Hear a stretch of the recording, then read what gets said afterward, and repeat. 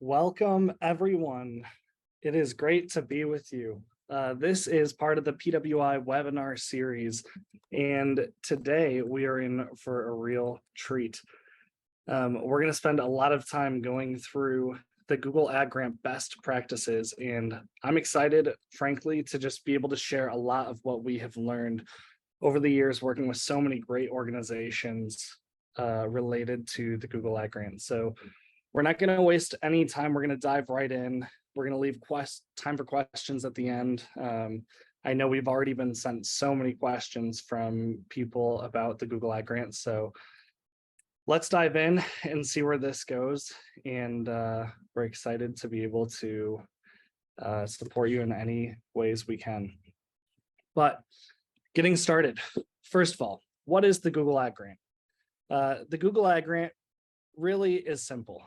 Google has a program that offers $10,000 a month that you can use for Google search ads, which you can see in this section on the right. It's just those text ads that you see every time you Google things like running shoes or Starbucks hours or restaurants near me. You're seeing ads in Google all the time. And this is a great way for people to be able to see you and all of the stuff that you have going on. This money is used as a credit. It's not money that's sent to you into your bank account. It's money that is used as a credit towards the search ads. A lot of people get into how do you use it. So really, this gets into something that we talk about a lot is who's eligible. There's all kinds of classifications of nonprofits. Really, any 501c3 that's not a school, hospital, or political campaign is eligible. So if you fit into any of those criteria, you can use the grant. Very simple to help drive traffic to your site.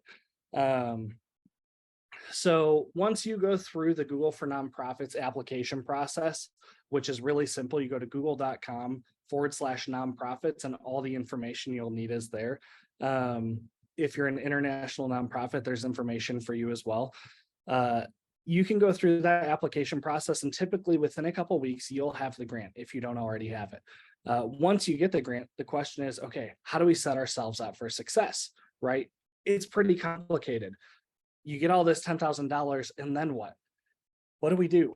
The first thing to think through is set yourself up for success by having a great website. Early on, we got a chance to partner with the Girl Scouts. And so we're going to use the Girl Scouts as a reference for some of the stuff that we got to work with early on and be able to show you some of what made the Girl Scouts campaign so successful. And hopefully you can learn from that along the way. This is a screenshot of the Girl Scouts website. There's 5 things that every website needs to have in order to make it a big win. The first thing is having a clean website. It's really important that you have clean look and feel. We've all been to those websites that are really cluttered. It's really hard to read, and people don't know where to go. The second thing that's important is to have clear call to actions. You can just see from the homepage, they've got a clear nav bar, they've got shop, donate, they've got things below, become a Girl Scout, volunteer with us, invest in girls. There's a lot of options there for people to take action. There's clear paths for users. There's all kinds of users. People might go to the Girl Scouts because they want to buy cookies. They might go to the Girl Scouts because they want to join a club, because they want to give. There's different paths that users can jump into, and think about this in your own context. There's lots of content in their site. You can already tell just by the drop downs that there's going to be a lot of content on this site. And then there's clear conversions. Things like, from their standpoint, they care about people shopping and donating really as conversion. So if you focus on those 5 things, once you get the grant or even before you get the grant, you're going to be set up for a big win. So that's kind of at the high level. We talked a little bit about, okay, let's get the grant, and now let's make sure we're set up for success. And now it's, okay, what is the Google Ad Grant? How do we understand what the Google Ad Grant is? It's a little bit confusing. The Google Ad Grant really is $10,000 a month of Google Ad dollars. Those Google ad dollars are very useful, as we talked about. Google Ads is pretty popular. You see it everywhere you go, regardless of how familiar or unfamiliar you are with Google Ads. Hopefully, by the end of this webinar, you're going to understand our secret sauce that has helped thousands of nonprofits win with the Google Ad Grant. We're really excited to be able to walk through exactly our process and kind of show you behind the curtain a little bit about what it takes to win with the Google Ad Grant. There's 6 components to Google Ads, and we're going to, at a high level, talk through all of them. First component is campaigns. Second component is ad groups. The third component is ads. You've got ad extensions, keywords, and conversions. And don't worry, I'm going to spend some time talking through actually what each of those are. But at a high level, this is how you set up your account. Google gives you somewhat of a folder structure called campaigns. You set up campaigns, and within campaigns, you have ad groups. Within those ad groups, you have various ads, and the ads are what people see. It's the different content that people see that they can click on, and the ad extensions really make your ads look bigger, and the keywords are what people Google to find your ads. And conversions are things on your website that you want people to do, different action items. And don't worry, we're going to dive into all of those things in a lot more detail. But the first question is, how do you choose your campaigns? This is a question we get a lot. There's all kinds of theories, all kinds of blogs, and we're just going to tell you what we've seen work. Because what we've seen works really well. Pretend you're the Girl Scouts, which is what we're going to use as our example.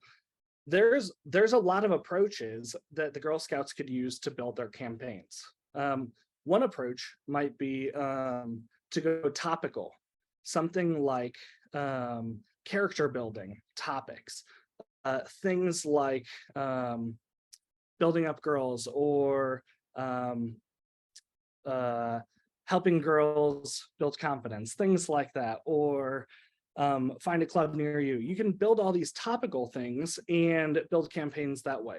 A lot of times we see organizations build these topical campaigns, and that's what, when they come to us, that's what they have. And topical campaigns aren't necessarily bad, especially when looking at a website. It's okay, how do we actually choose what campaigns are best? What we've seen work is actually taking somebody's nav bar and building those out to be the campaigns. Because what you find is, if we can keep the actual structure of somebody's website, we're actually going to be set up to drive better conversions. So for example, typically you've got something like a Girl Scouts campaign that's brand awareness. It's your homepage. It's everything that's on the homepage as a campaign. You've got a discover campaign, because that's next in the nav bar. You've got a get involved campaign. You've got a cookies campaign, which everyone obviously is going to love the cookies campaign. You've got a support us campaign. You've got a members campaign. You probably even include a shop campaign, which you see in that super nav bar up there, and a donate campaign. Having those campaigns listed may not seem at first very topical, but from an organization standpoint, Google doesn't care what your campaign names are. This is just an organization structure for you to make sure that you cover all of your bases. Typically, when we bump into different nonprofits, the way their nav bar is structured in a way that makes sure that users get all of the information they need, which is great because we want the ads to make sure that users get all of the information they need as well. So structuring it to match the nav bar makes sure we don't miss anything. It also makes sure that there's wide variation in terms of ad content, which we'll get into later. So if you think through any website to run the most successful Google Ad Grant campaign, you just take their nav bar, and whatever's in the nav bar, those are all the various campaigns you're going to run. Now the question is, how do we choose our ad groups? Now remember, campaign, it's just a folder structure. Think of it like if you need to make a new folder, like in your documents, just that you're going to store stuff under. Now you're in the next level of folder structure. You haven't made any ads, you haven't made any keywords, you haven't even gotten to that level. We're just still figuring out how to structure the account. Now we're trying to figure out our ad groups. Well, the best way to think through your ad groups is we just figured out that all of our campaigns are best laid out to not miss anything and to make sure that we get every single page on the website in the long run by getting all of the nav bar as their own campaigns. All the ad groups need to follow that structure. So the simplest way is to figure out what are all the drop downs on your site. So for example, in the Girl Scouts Discover campaign, they would have an ad group for something like About Us. They would have an ad group for something like What Girl Scouts Do. They would have an ad group for the family experience. They would have an ad group for Girl Scout history, and so on. Under their campaign related to Get Involved, they would have an ad group related to Join a Troop. They would have one related to Find Events. They would have an ad group related to Start a Troop. Under Cookies, they would have an ad group around Buy Girl Scout cookies, Girl Scout cookie flavors, about Girl Scout cookies. Under Support Us, they would have all the donate information. Under the advocacy, under Support Us, they'd have advocacy. All of those sub menu items all are their own ad groups. This makes sure that every page on the whole site has unique information that we can write ads about. In that earlier example where I talked a lot about people often start with topical approaches to campaigns, what happens is they start very topical and they never really get into understanding later on, you're going to need to write ads that drive people to individual specific pages. And one of the biggest things that we find is it's really hard to spend the full $10,000 that Google actually gives you for the grant. And in setting it up this way, as you can imagine, if you have a lot of content on your site with ad groups for all of these different dropdowns, you're going to be running ads for a lot of these different pages, right? For each of these ad groups, then the question is, well, how many ads do I need to write per ad group? That's going to be a lot of different ad groups. And if you know anything about Google Ads, every ad group now needs ads in them. And typically, you're going to write at least 3 ads per ad group. Which if you're doing some quick math and you're seeing how many drop downs there are on the Girl Scouts, you're talking hundreds of ads. And not only are there hundreds of ads, but later on, we're going to get into all the different things you can do with headlines and variations of headlines. And if you've ever looked into the back end of Google Ads, you might see that there's 15 different headline options that Google will sub in different headlines and sub in different descriptions. You might be talking hundreds of ads with thousands of headline potential options. And all that content is coming from content on your site. The reason being is we want the most relevant content getting to the user who's searching on the other end. So if we just did topical approaches, which is what we see so many general marketing companies, so many nonprofits before they come to us, so many of them are running ad grants that way and not succeeding. It's because they just haven't built out their grant account enough. And then once we start building it out this way over time, especially over a year, building it out this way really starts to maximize the grant account where people are set up for success over the long run in a really big way. So hopefully this structure makes sense. So all we're talking about so far is setting up campaigns as the navbar, setting up ad groups as all of the dropdowns. So now we need to get into the different types of ads that we need to create. And really, there's 2 types of ads. The first type of ad is responsive search ads, so RSAs. You probably heard about this because there used to be just search ads, expanded text ads, expanded search ads that people would run. And now this is an example of a responsive search ad. You typically have seen the headline, there's a URL, and there's text. It's very simple. This is what a lot of you are probably running, something exactly like this. You have a headline, there's a second headline. In some cases, there's a third headline, which is the blue section. And then you've got a description, which are great. And then there's a second type of ad, which are dynamic ads, which are headlines and descriptions that actually are generated by the user search. So we often run both types of ads. We take content that's directly copied and pasted from nonprofits' websites and run those as ads.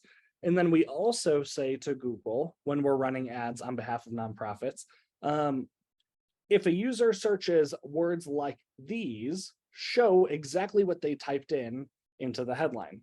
So for example, let's take exactly this example that you're seeing here. Peer-to-peer fundraising, launch a campaign in minutes. That might be a headline that we fed to the system. But somebody might Google something like, what's the best peer-to-peer fundraising software? And that wasn't a headline that we put in there, but the headline that will be fed back to them is find the best peer-to-peer fundraising software. And we might not have thought of that headline, even though it's a great headline, but it feeds back to them based on exactly what they typed in, which is great. So, and you can test this yourself. If you Google something and you see the little sponsored up the top left of anything that's an ad, you might notice more and more ads are showing exactly what you typed in or very small variations of it. It's because people are using merge tags or dynamically generated information to feed back exactly what you typed in, making the ad seem much more relevant to you. So this is a great way for ads especially to be more relevant to people who are seeing them, which is great. Of course, we want our ads to be more relevant to users. So when you think through the different types of ads, often you'll run both responsive search ads and dynamic ads. Then ads don't stop here. There's a common thing that you'll hear about called ad extensions. And ad extensions take this responsive search ad, for example, on the left, and really it happens with both, but imagine you've got this ad on the left, right? This peer-to-peer fundraising, launch a campaign in minutes. And now it's, well, somebody Googled something and it might be related to peer-to-peer fundraising, but they might be interested in other stuff that we do. I wonder if they would be interested in other options. Well, ad extensions are great because they help you do a couple things. That ad now turns into a much larger spot on Google. So that same really simple ad now expands, and a couple really cool things happen. If you add ad extensions to your ads, which all the ads that we do always use ad extensions. We've found this to be extremely helpful for engagement and to drive conversions. But imagine this, you Google something. Often you don't want to scroll. You click whatever's in the top 3 options or whatever is above the fold. If your ad can take up more space above the fold, you're more likely to get clicked, which is great. Because if you can add more site link extensions, which are things like those words underneath that are clickable, like for us, it's our pushing people to profiles, to different tools like Swipe or Text to Give or Storyteller, different tools we have. That's great because our ads end up being a lot longer. There's also options for call extensions. A lot of you want phone calls. We know nonprofits want phone calls for different help services that they have. You can put your phone number in there. Location extensions. If you've got a physical presence, you want your address to show, you can add an extension that has your address in there. Call out extensions. You can put keywords that you want people to see that relate to things that you're doing. You can add image extensions. So this is huge. If you have a visual component to your nonprofit or to your service or to what you're providing, add images that people can see and actually feel what you're doing. Form extensions. This is new as of the last couple of years. This is amazing. This you can see even in our example, this learn more, start a conversation today. People can click this, and what happens is it pops up a form that people can fill out on Google without even having to go to your site. You can ask them questions.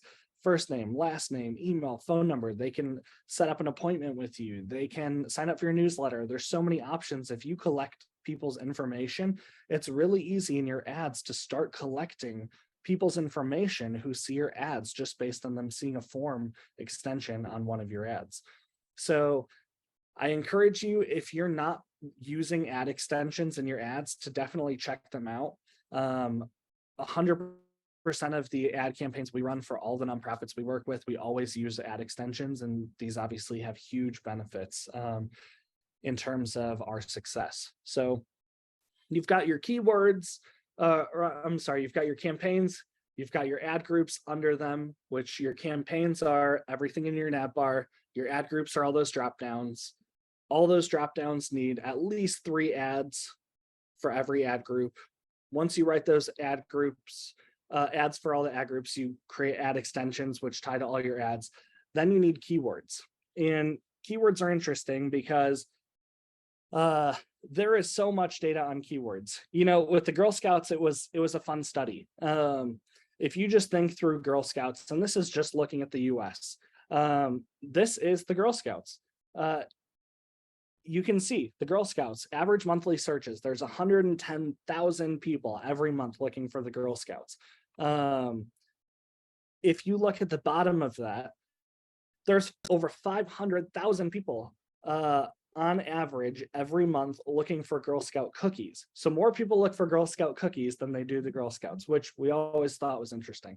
But this is a great way where you can run tests on your end, and there's a lot of cool ways to figure out what keywords are people searching. You can run tests, and this is an actual screenshot of Google's keyword planner. And under your tools in your settings, everyone who has a Google Ads account has free access to this keyword tool. And I'd encourage you to go in and type in as many keywords as you want and start seeing how often are these things searched. You can say in the USA, you can say locally, you can say globally, and start seeing different keywords, how often they're searched. It'll really help you build out a good account. So you've got your campaigns, you've got your ad groups, you've got your ads, you've got your ad extensions, you've got your keywords.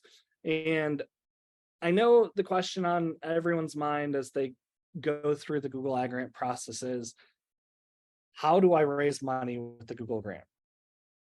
We get that question 10 out of 10 times. I don't think there's anyone that I have not heard that from.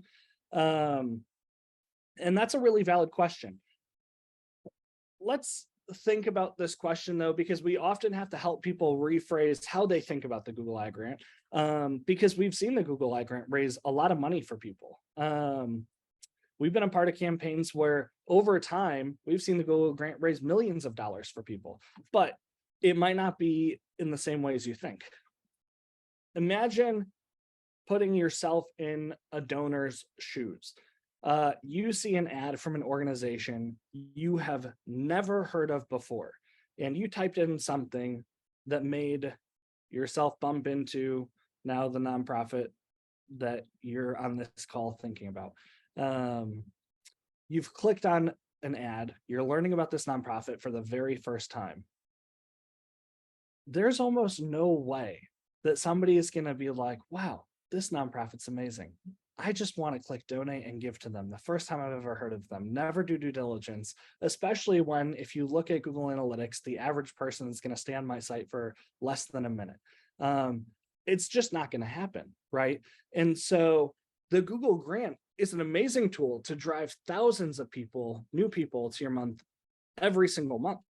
But think of it more like a funnel. This is a top of funnel strategy. So how we think of the Google Grant is, this is an awareness tool.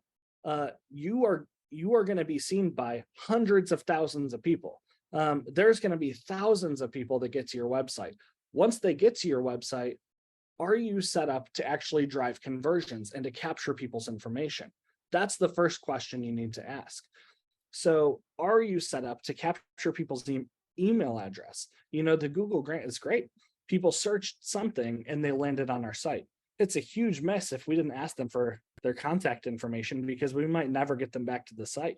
A lot of organizations, before they work with us, we talk to them, and they've been working with the Google Grant for years. They've heard of the grant, they've used it, they wonder why they haven't seen funding from it, and we start asking them questions around, do you have an email capture tool? Are you asking for subscribers? Do you have conversion set up? Are you using GA4 to track conversions? And a lot of nonprofits haven't thought about that kind of stuff, which really makes it hard, because the Google Grant traffic was real traffic, real people who search something. But But in the end, it's lost opportunity because we never actually tried to convert them into just moving them through the funnel. And there's a lot of data that shows we need to get in front of somebody over 20 times before they even recognize the opportunity to give. And there's a lot of data also that shows they need to come back to the site over the course of a 6-month window more than 7 times. So now you start to think through, wow, there's a lot of potential remarketing that needs to happen before we even could get a first gift. And so this is where a long-term Google grant strategy can be a great donor acquisition strategy, especially if it's thought through in a good way. One of the things that I loved about how the Girl Scouts approached it was, although they wanted donations and they got lots of donations, they had a lead magnet. The cookies were great. But it wasn't just that. They had join, volunteer, donate, and subscribe. There were 4 different ways that they were trying to capture people's email. No matter which of those ways you wanted to engage them, they were always trying to capture people's information. And it was always phrased a little bit differently, but in the end, there was never a wall that stopped giving your email, which is great. Especially for an organization that is going to remarket people through email marketing and let them know about ways that they can engage the Girl Scouts later. And I'm sure if any of you are on the Girl Scouts email list, you've been emailed year after year after year. Here's opportunities to re-engage, either through buying cookies, supporting young leaders in your community, volunteering at a club. All these different things are ways that they have tried to engage people. So this is just something to think about as you're thinking through, how do you actually use the grant to raise money? It's really a great fill the top of the funnel and make sure that your website is set up to capture people quickly.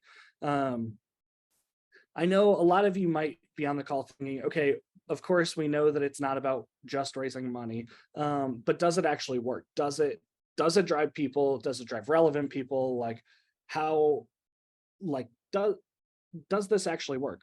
Are these real people? How many people should I expect? All this kind of stuff. So I figured I might actually make this a little bit personal and just share my first experience with the ad grant. My first experience with the ad grant comes more than a decade ago. Google's been doing this for a long time. I bumped into the Google ad grant way when it was a lot more complicated to get than it is now. And there was an organization who was dealing with, think of it like a suicide hotline. It was trying to work with people who were extremely down on their luck, down and out, especially teenagers.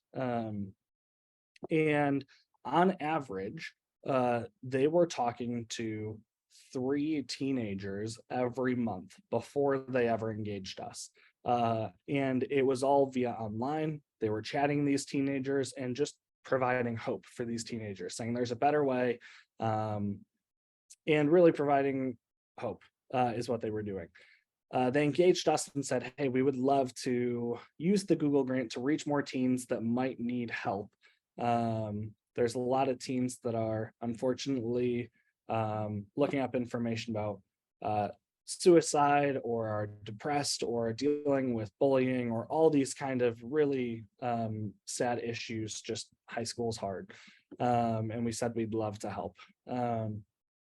It took probably 6 months to get there. But before the 6-month mark, we were able to help them drive over 200 new people every week. And keep in mind, they were hitting about 3 a month before they engaged us. So they were hitting now 200 a week-ish. And all of a sudden, we got a note from the head of this nonprofit saying, hey, things are going really, really good, but we need to stop. We need to just slow down. This is getting too difficult. We don't have enough staff to deal with the trauma that we're dealing with. And we're going to need to staff up. We never expected this to work so well. And for me, it just showed the power of there are so many people searching for help out there that we could engage with. And it was so powerful that I was sold right there. From there, we got a chance to work with so many other organizations like uh, the Bowery Mission, the Red Cross, other groups related to the Google grant, that we were just able to see the Google grant make such a difference in um, literally millions of lives that yeah, I was sold on the spot. So that was kind of my first experience with the Google Ad Grant, and ever since then, we've been doing this now for a very long time. I realized that there are a lot of people on this call who may be using PWI to help them with the Google Ad Grant, and you're on this call to learn more about how we do it. And I know that there's probably the majority of people have never heard of PWI, or you're on our free plan, or you want to know how we can help you with the Google Ad Grant. And our team is behind the scenes answering. I see lots of questions coming in, which is great, and they're able to answer. But at a high level, there are three ways that we engage people. One way we engage people is by helping them with unlimited campaign management. We run people's Google Ad Grants for $350 a month, and we would love to help you. Another way is we have tons of fundraising products, visibility products, and products that help them with daily operations for $500 a month, and we can help them there. And for some of you, I know some of you on this call are in our pro plan already and working with us for $750 a month. And we have a cool money back guarantee thing that we would love to work with you on. So if you have questions on that, let us know, because I know the Google Ad Grant gets complicated, but we're going to open up this last half of the webinar for questions. And I have a list of questions already that I'm going to go through, and I know more are going to be coming through in chat that we'll go through. But hopefully this webinar has been really helpful. And hopefully we get a chance to serve you by answering more of these. And you can always read more about our resources that we have on the Google Ad Grant on our resources library. But real quick, to start answering some of these questions that I see flooding in and that our team is sending me. Is there still a $2 per keyword limit? This is a great question. Google used to have a limit that you could only spend $2 per click. They've since lifted that. For the last couple of years, there's no cost per click limit. And you can spend any amount as long as you're staying up to date with other thresholds that they have, which are mainly around click-through right now. You have to make sure the ads are relevant to users. How many ads should I make? Really, we recommend 3 ads at least per ad group. And typically, if you have an ad group running, typically you want multiple variations of headlines. You know, sometimes we have 15 or more variations of headlines, you know, because you have lots of different ad sets in there. How many keywords should I target is a great question. I didn't dive into this, but in a lot of cases, for every ad group, we have at least 10 unique keywords per ad group.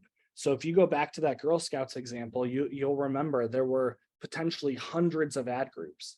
Each of those ad groups has 10 unique keywords just for those ad groups. And we try not to have any crossover between ad groups and keywords. And there's different types of keywords. And what I mean by that is when you actually are managing your own Google Ads, or if we're managing it for you, or if another agency is managing it, you have something called broad match keywords, which is something like if you type in the word, let's say your keyword is shoes, and you're targeting shoes, you'll show up for everything related to feet, running shoes, toes, anything. But then you have phrase match keywords, which is like good shoes or best shoes, or you have exact match keywords, which means only when people type in shoes. And so you can do broad match, phrase match, exact match. And it's really important that you know which of those to run when, in order to maximize the campaign, because you don't always want to run broad match, because you'll end up running really irrelevant ads and end up having too much crossover and actually have a non-spending account. So that's worth thinking through. Can you target by location, demographics, or interest? I love that. Yes, you can target by location. You can target by city, by state, by country, by anywhere. By yeah. The grant specifically, let's say that you're in the US, you can only spend it in the USA, but there are some exceptions to that, and you can request modifications to that. Demographics, there's an audience section. You can in Google Ads in general, there's an audience section. You can target by household income, you can target by gender, you can target by age, you can target by parental status. You can check out your audience tab there. Interests, there's not an easy way to target by interests like there is on Facebook specifically. What's the difference between maximize clicks and maximize conversions? That's a good question. Maximize clicks and maximize conversions are two different bidding strategies. Maximize clicks is focused on getting the most clicks possible. Every grants account we run, and what we recommend is typically for your first 6 months at least, focus on maximize clicks. Drive as many clicks as you can, because you're just trying to spend the $10,000 a month. At some point, once you're really spending the majority of that money, you'll switch to maximize conversions, because you're not just focused on spending the bulk of the money, you're focused on driving just conversions, and you no longer care about the quantity of clicks and the ad spend, you care about just driving conversions. Maximize clicks doesn't mean you're foregoing conversions at all. It just means you're trying to spend more of the money. What's remarketing? Remarketing is when somebody comes to my site, remarketing is trying to get them back to my site. So it's a really simple tactic that people use to get somebody back to their site time and time again. So Google Analytics, you'll see like the average expectancy that somebody is expected to come back to your site. Do they come back on day 2, day 3? Will they come back a month later? There's lots of remarketing strategies out there. People use Google search for remarketing, Google display for remarketing, Facebook for remarketing. There's email is a great remarketing tool. That's why it's important to get people's contact information so that you can have a free way to send emails and then remarket to people to get them back. Can you use the Google Ad Grant to promote your nonprofit social media channels or other online platforms? We do get that question quite a bit, and no, the Google Ad Grant doesn't come in cash. Think of it like a gift card that you might get to your favorite restaurant or to a store. This is almost like a gift card to Google Ads, just for search ads. It's just a credit that they apply to your account, and they don't bill your account. So it's the equivalent of $333 a day. Very simple in your account, which is great. So I see another question related to people are sending me questions on the side. Do you know if the form is compatible with MailChimp? That's a good question. Yeah, so that's related to the lead forms. The lead form options, there's a tool called Zapier that will help you connect Google Forms with all kinds of forms you might use. Gravity Forms, MailChimp, Constant Contact, any of those. You might have to use Zapier to make those connections, but Google Lead Form extensions do allow you to export to a CSV manually as well. So you can have them sent somewhere, you can download them to a CSV, and by default, you can put them into have them going into a Google Sheet and then set up Zapier connections pretty easily there as well. So that is a good question. Another good question that I see: how do you gather email addresses without being annoying to users?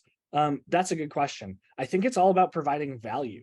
As a nonprofit, all of you on this call are in the value business. You are here giving away so much, providing value to those you're helping.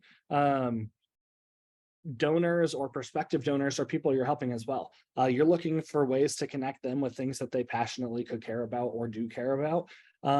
Think about white papers, ways to engage them, video content. Think about content you've already made and could repurpose and give them in exchange for their email address. It's really common for people to give you their email because they're going to get XYZ by giving you their email. So a lot of times it's content that you want them to read anyways. Maybe it's an annual report, and you have it behind an email wall or something like that, super simple. But that would be a good way for people to engage you there. And then I see, can you elaborate on you can only spend in the US? Don't they show anywhere someone searches? That's a great question about only spending in the US. The Google Ad Grant actually gets a little bit complicated to answer some of these questions because there's different variations of the grant depending on when you got the grant. Can you only spend in the US? Some accounts are approved to spend outside of the USA. Some accounts are not approved to spend outside of the USA if they got the grant in the USA. If you got the grant in your country, you might only be allowed to show ads in your country. So that is worth checking based on in your Google for Nonprofits account, you can actually find that information based on wherever you got the grant. I see a lot of people still on the webinar, still in this call, and I'd imagine based on how many people are here, that there might be people from around the world on this call. So check with your Google for Nonprofit account and look in the terms and just see based on when you got the grant and where you got the grant, what you might have access to. So these are all really good questions. And I see behind the scenes, our team is responding to a bunch of questions as well. So thank you, team. We'll stay online for maybe a couple more minutes and answer questions if they come in, if you have them. But again, thank you so much for being a part of the webinar. And we will post these after the fact on our resources library. So if you do want to rewatch it, pass it to somebody on your team, feel free. And if you do have questions, reach out to our nonprofit success team and we would love to help you. And of course, if you want to learn more about how we can help you, check out projectworldimpact.com/demo, that link there. And we would love to have you on board and help you with your Google Ad Grant as well.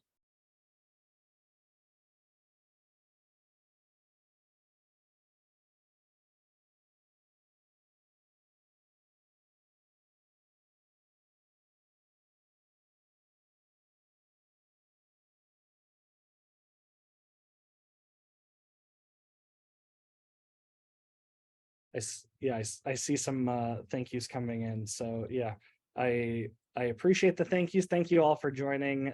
Thanks for the kind notes that our team are seeing. And yeah, we're going to be closing it here in a minute, but if you have any final questions, feel free to send them in. I know our team, I see them answering a lot of questions behind the scenes as well.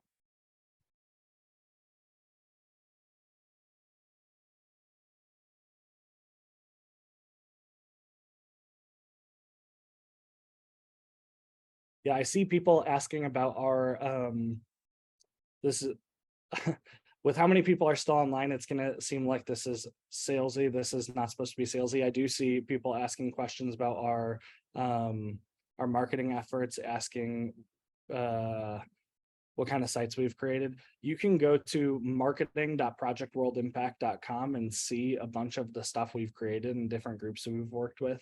You can see a lot there. So marketing.projectworldimpact.com will show you a lot of stuff there. And then also, if you just go to googlegrant.com, it'll redirect to one of our advertising grant sites, and you can read all about how we help people there too. Googlegrant.com, very simple. So that is how we help people with the grant. So, all right, we're gonna close it out here, but thank you so much for joining and look forward to seeing you on the next webinar. Thanks a lot.